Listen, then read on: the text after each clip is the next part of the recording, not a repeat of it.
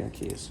So if you have a flash drive and you're going to use this, don't put the flash drive on your key ring and then plug it in and let it hang, because the weight of the keys are going to damage the USB port. And this has actually happened to me. So don't doubt it. Have a flash drive that's separate, plug it in, create new order, goes to the flash drive.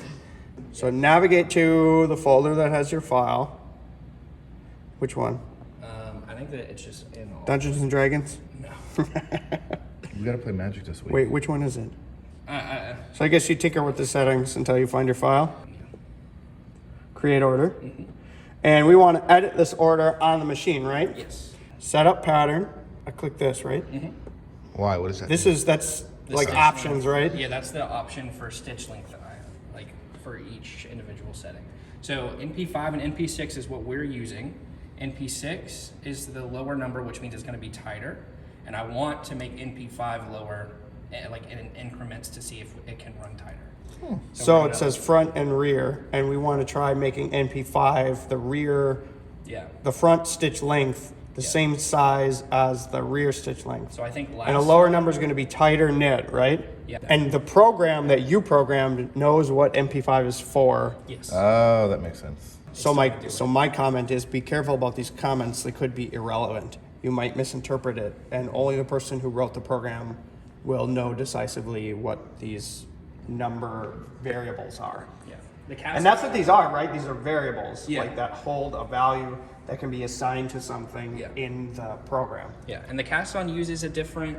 So then you click edit order. Oh, it's already started, so you're good. How do you know it started? What'd you look That's at? a good question. This is exit production. It would say start production if it had not already started. So it's ready to start the line, and all I need to do now is pull this. Oh, careful about that. Oh no! No, damn it. My other one, my dog just snapped my other one. These do not have a healthy lifespan. That's okay, don't worry about it. You should just pull this up. Oh, I got the light curtain. Oh yeah, I just. Ready, here we go. So do you want me to kind of talk about what it's doing as it goes? Yeah. Now it's cleaning the machine. If you had any previous yarns from a previous run, that would kind of take care of it. That's how I clean the machine. You just want to make sure that you stop it.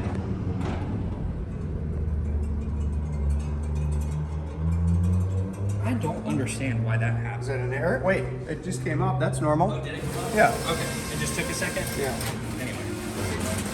So if you had a previous run that was, and you wanted to like stop it, you would cancel production and start production again, and that first like cleaning process is what would take care of any yarn on the machine. And you should always like check inside. Like Shit. So let's just get this. This is a light curtain error. That means you put your hand or can your see the face green over lights. those lasers. Get those lasers, the green blinking lasers. They Oh, turn they turn red. They turn red when you break it, yeah. You violate the curtain. That's cool. That's an easy error to fix. You just get away from it and hit confirm. Yep. And then you re-pull back up. Yep. This. Ready? Here we go. 3, 2, 1. So right now it's not using NP5 or NP6 yet because it's doing the cast on. What I was going to say is you should watch to make sure it doesn't bunch up so you don't tear your needles apart. Yeah. So as long as everything's falling down well, it's golden. I don't know if you can get a good shot of that without breaking the light curtain. Oh, here we go. Do it. Shut off the video and do a slow motion.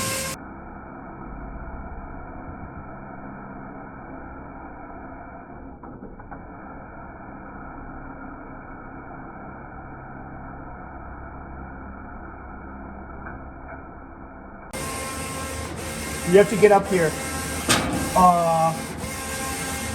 There should be like. Brian says you can reach your hand up here and you won't get your hand cut off. Although there is a warning. There is a warning right on the machine. And there's also this warning right here. Get this one, because this one's funny. There is a warning. Don't get your hands cut off.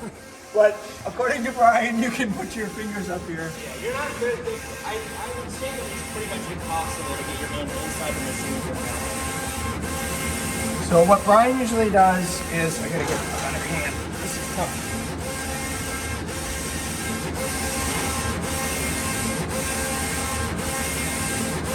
this.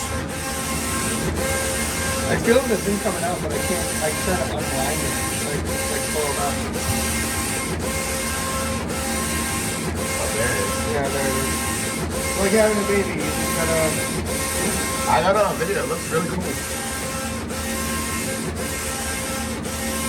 So Brian kind of like unwinds it and finds the edges. I'll let you slide back. Yeah, it's all the way towards the end. You're gonna have to go pretty far. Oh my god. There it is. And then he tries to pull those yarns down on the side. And you have to do this every time? Yeah. For each other? Well, Holy I hell. mean, you don't. I would say, I guess you don't have to, but more times.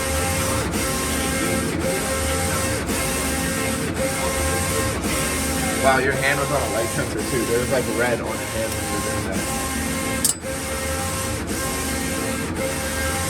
There we go. Then once the yarns are down, You do run your hand across the whole thing and just make.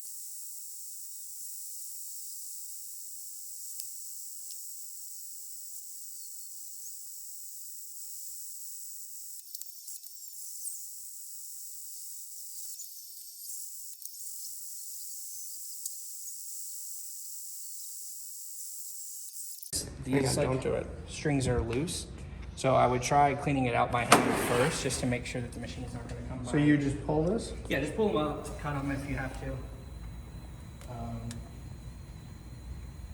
I'm gonna have to come.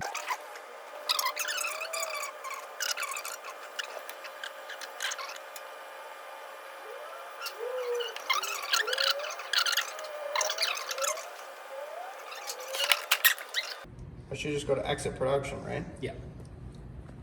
So Edit. edit order, exit production, yes. Start production, Yeah. Because the first couple times it goes back and forth, that's when it's cleaning. okay. So now you. And then it'll just let it clean and then shut it off in the middle. Yep. And it goes once or twice.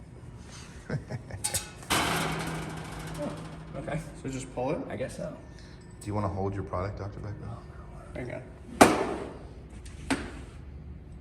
Good? Yep. Here, hold up your product.